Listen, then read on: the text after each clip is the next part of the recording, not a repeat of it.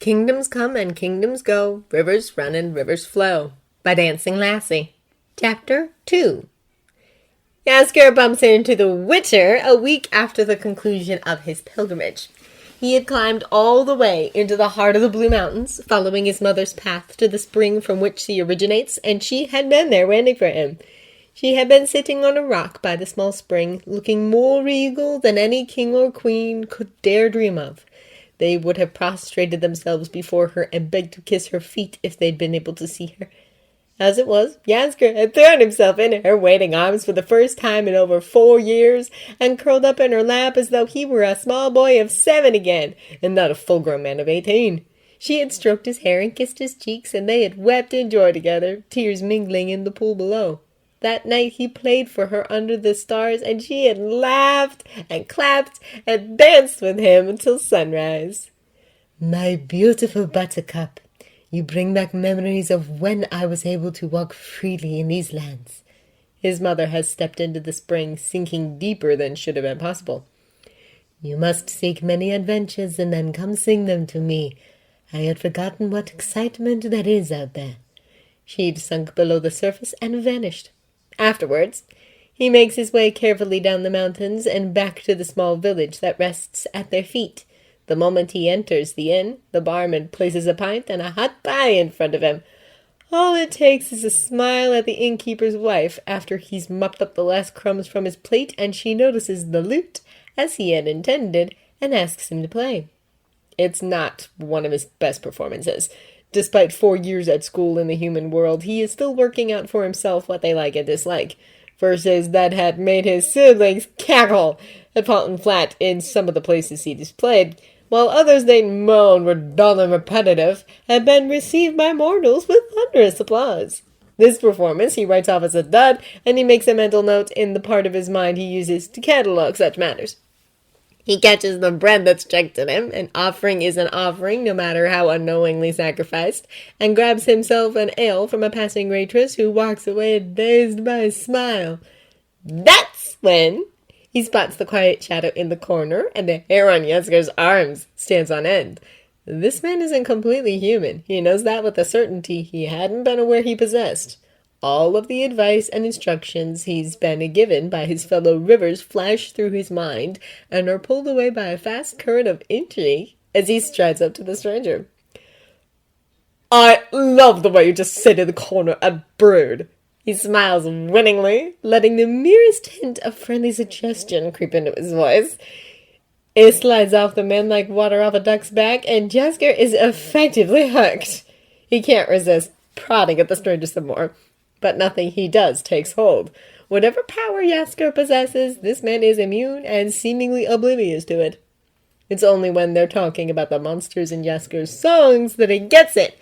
The person before him is a witcher, a mutant. He can't help but lick his lips in excitement. This man practically shines with stories untold, and Jaskier wants to uncover them all and bring them home to Mama. None of his family has ever really interacted with witchers, why would they? Witchers hunt monsters. They don't take contracts against nature. The only time his siblings seem to concern themselves with them is when a fight ends with a monster's body in the water floating downstream. It feels unsanitary, as if they just had a tub of dirty, stinking bathwater poured over them. The only exception Jaskier has met so far is his mother's brother, Lord Boyna. He and Mama have a strained relationship. Both begin in the Blue Mountains, but Mama is bigger and longer and outshines her brother in every way, in Jaskier's opinion. Being forced to pay homage to his mighty sister definitely sours Uncle Boyna's interactions with Mama. Lord Boyna has a daughter Jaskier has not yet met, Gwenlich, and she runs past the keep of the Wolf School of Witchers, Kaer Her father takes great exception to the way his daughter eyes up the few remaining members of that guild, and he often complains to Mama about it when he comes to visit. If all the witches look like the one before him, then Jaskier is firmly on his cousin's side. He regrets not going to pay his respects to her when he was in the mountains. Surely she would have shown him around the local sites, and they could have tried to lure some witches into her river for an innocent swim. Geralt, because with that hair, what other infamous witcher could it possibly be, does not know it yet, but his fate is sealed. Jaskier has promised his mother tales of adventure, and Geralt is the key. The river feels slightly giddy, though that may have been the gut punch the Witcher bestowed upon him when Jaskier refused to stop following him. He has never before met someone his supernatural charms do not affect, and the prospect of making this man a friend gives him a tingling feeling in his fingers and toes. This would be a true friend, one not influenced by the magic Jaskier exudes, and that thought is enough for him to follow the broody Witcher on his path. There is admittedly a small mishap with some elves. They have the same pointed ears as Mama, but none of her awe and majesty. Even Filavandrel, their proclaimed king, is but a poor imitation. They lead Jaskier to some horrible ideas that he has never allowed himself to explore fully before. Ideas that hurt more than the beating the female elf tries to give him, though after a few kicks she seems to forget about him and slide away. He was human before the river, and Mama changed him. Was Mama once an elf? Did the river change her the same way as Jaskier was changed? Had someone murdered Mama the same way as Jaskier was murdered?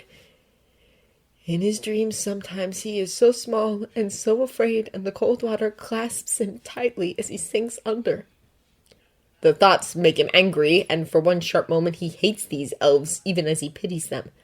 Geralt proves himself and saves them both before Jaskier is forced to reveal more of himself than he is comfortable with. So Jaskier writes him a song. This noble, self-sacrificing creature does not match the rumors that surround him, but Jaskier is good at convincing people, at making them listen to him. He's sure he can change the story of Geralt. He only needs to persuade the Witcher to let him try. The bard is what Geralt imagines humans would call an odd duck.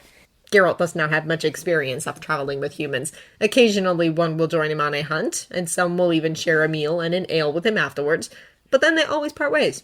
No one, apart from a few fellow Witchers, have ever traveled with him for any extended period of time, let alone years. Even ignoring all that, Jaskier is decidedly strange. He prattles endlessly, and if he's not talking, then he is singing, and if he is not singing, then he is humming, and if he is not humming, he is absent-mindedly strumming that goddamn lute! Even asleep he makes noise! Not quite full-blown snores, but the heavy breath that makes a strange babbling sound as it trickles out of his mouth on an exhale. Eventually, Geralt learns to tune it out, and on the occasions when their paths separate, he spends the first few days feeling oddly disconcerted, as if something important is missing in the silence.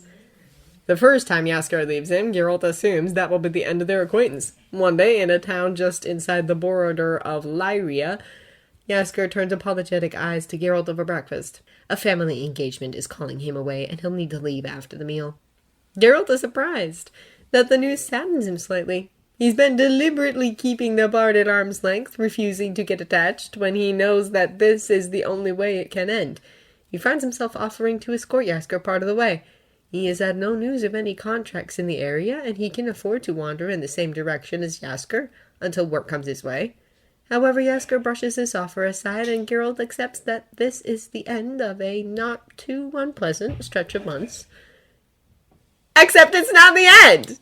Geralt stumbles across Jaskier a month later, just outside Mayena, sitting grumpily beside the banks of the Ina and muttering angrily to himself. At least until he sees Geralt, and then a beaming smile spreads across his face as he bounds towards the Witcher. "Barbecue bolting!" He laughs delightedly as he reaches over to thump Geralt on the shoulder in a friendly manner. Geralt refuses to acknowledge the warmth that builds in his chest when Jaskier just assumes they will move on together. "Lushan," he grunts. "Not too far from Reborn." "Excellent! Well, not excellent, not for the poor people it's killed, but it will be a great tale to tell. It's this way, right?" Jaskier goes striding off, but not before turning round to wave cheekily and wink at the river. Geralt ignores this strange behavior, and if he gets off-road to walk alongside the bard, it's because he wishes to give his dutiful horse a rest. And that is the way their lives continue. Jaskier, or sometimes Geralt, will announce one morning that they need to split up for a bit, and sometimes later, Jaskier will find him. Jaskier always finds him. Geralt once asked him how. Geralt, not all of us are as taciturn as you. I simply ask. You are distinctive enough that it is not hard to follow your trail on the wagging of people's tongues. It certainly wouldn't be for Jaskier, who has friends everywhere. They can enter a town as strangers, and Jaskier is guaranteed to know half the place before they leave. And it's not just potential lovers he gets to know, though he is never short of them. Geralt has seen men run out of town for sleeping with someone's wife, but he and Jaskier are once left scrambling to leave town early to avoid a husband who seems mortally offended that Jaskier hasn't slept with him as well. On the admittedly rare occasions when Jaskier decides he doesn't fancy taking his pick from the collection of willing bodies scrambling to get him to themselves for a night, he will entice whatever passes for the local academics to sit and debate with him for the evening. Geralt is able to sit back and listen as the voices rise and fall in passion and contemplation, unwilling to join in unless really pushed, but enjoying the experience. Jaskier is a good teacher, and Geralt wonders if one day, when the bard's bones start to creak and his sight begins to fade, he will return to Oxenfurt permanently to teach. Yet, given how smart Jaskier obviously is, he is also incredibly dumb. The concept of money is relatively foreign to him, and Geralt has taken to keeping hold of his purse when they travel together. More than once he has forgotten to pay for his food and beer, and on other occasions has paid far too much for a simple pie. He even wears his most ostentatious clothes while traveling, and looks honestly baffled when they tear and get muddy. The practicalities of the world seem to escape him. And he'll talk to anyone. Geralt is not prone to panic, but even his heart starts thumping unnaturally fast when he leaves Jaskier at camp while he collects wood for a fire and comes across a recently deserted bandit lair. He hurries back to find the bandits sitting around his fire sharing bread and stories with the bard. They sit on the ground below him, where he's perched on a log, hands gesturing wildly as he recounts the story of the harpies Geralt had killed 2 towns back. Not a very interesting contract, but Jaskier had a talent for embellishment. When Geralt makes his presence known, Jaskier drags him to sit on the log at his side, and before Geralt realizes, he is reluctantly pulled into a conversation with the youngest of the group. The boy looks ready to shit himself at the first appearance of the Witcher, but under Jaskier's encouraging smile, he timidly starts to ask Geralt about the plants he uses in his potions. It turns out Osmond has a key interest in botany, and before the night is over, Jaskier is penning him a letter of introduction to the scholarship board in Oxenfurt. It won't be easy. There will be a lot of expectations for you to prove yourself. Jaskier's tongue peeks from between his teeth as he flourishes his quill over the parchment, and Geralt can't name the slight churning feeling he senses in his gut. Perhaps constipation? If anyone gives you a hard time, just drop my name into the conversation. I bet they still remember me.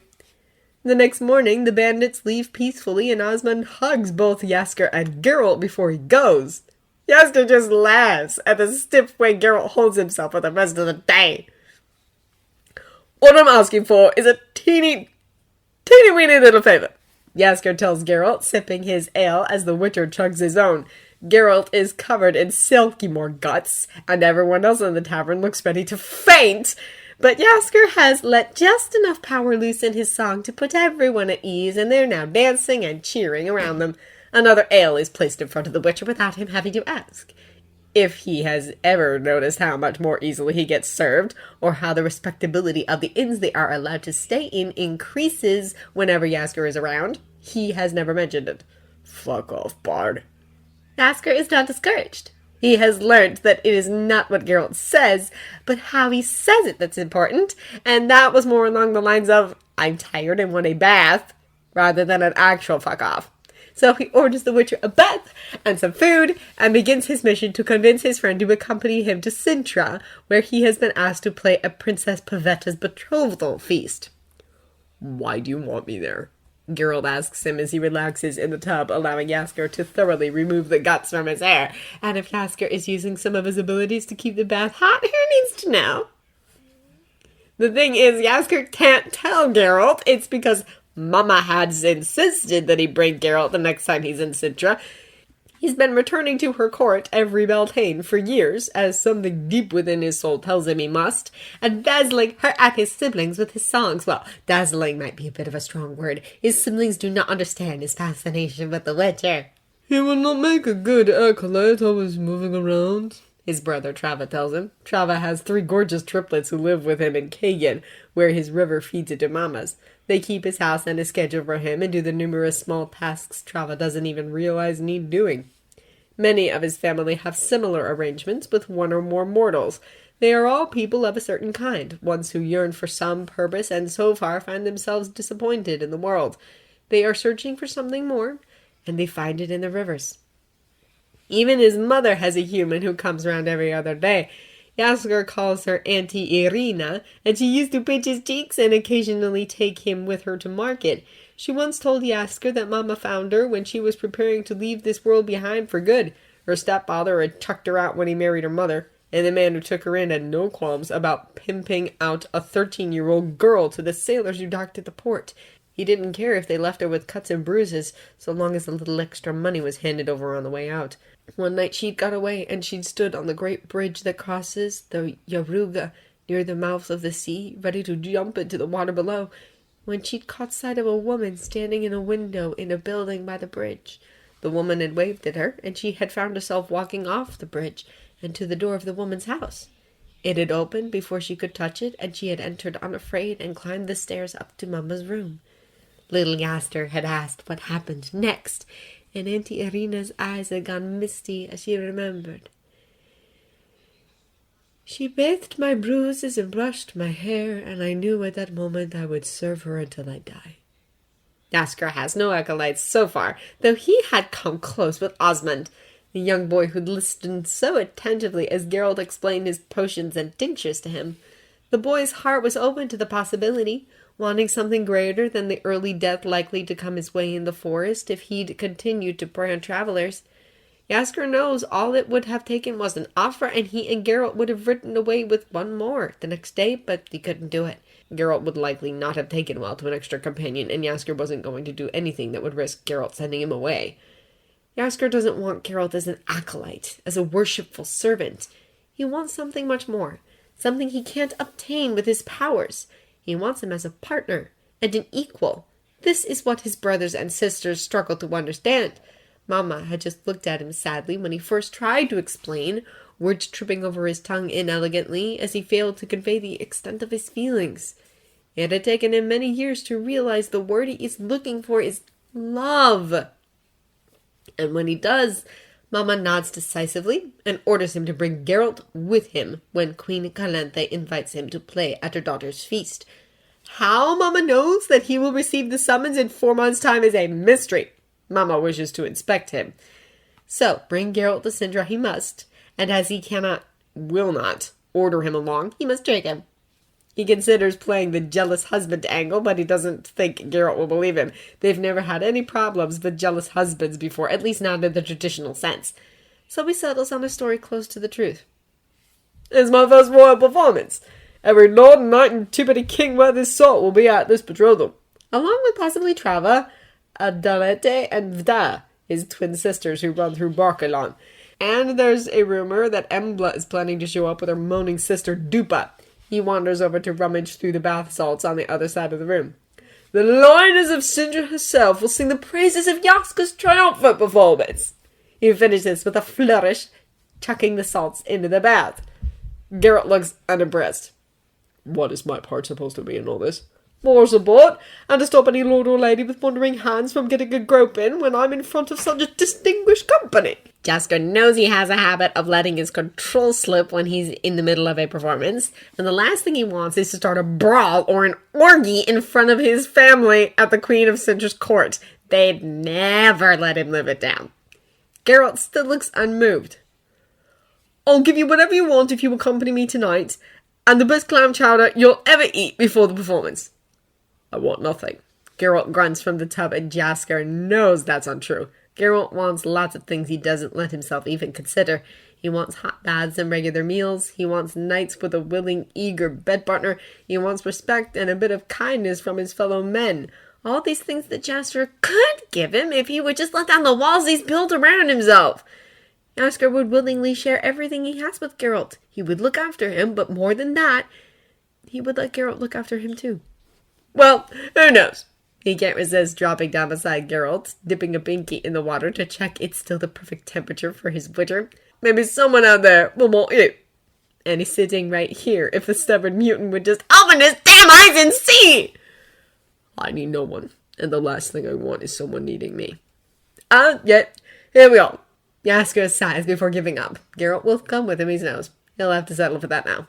He bullies Geralt out of the tub and into the clothes Mama has sent over. It's slightly creepy how well they fit.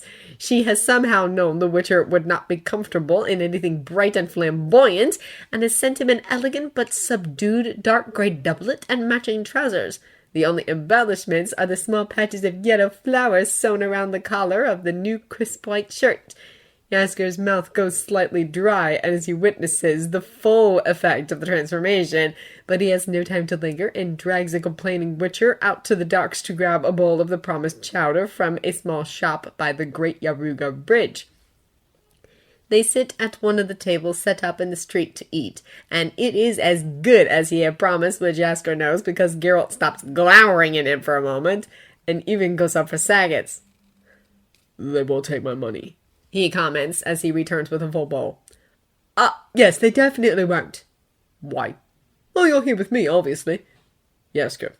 Geralt growls, and Jaskier imagines what that growl might do to him in different circumstances.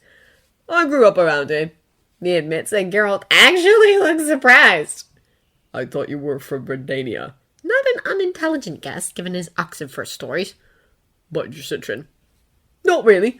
Born in Eden originally." Jaskier pokes at his bowl in a subdued manner. He tries to avoid lying to Geralt, but discussing his origins is one of his least favorite subjects.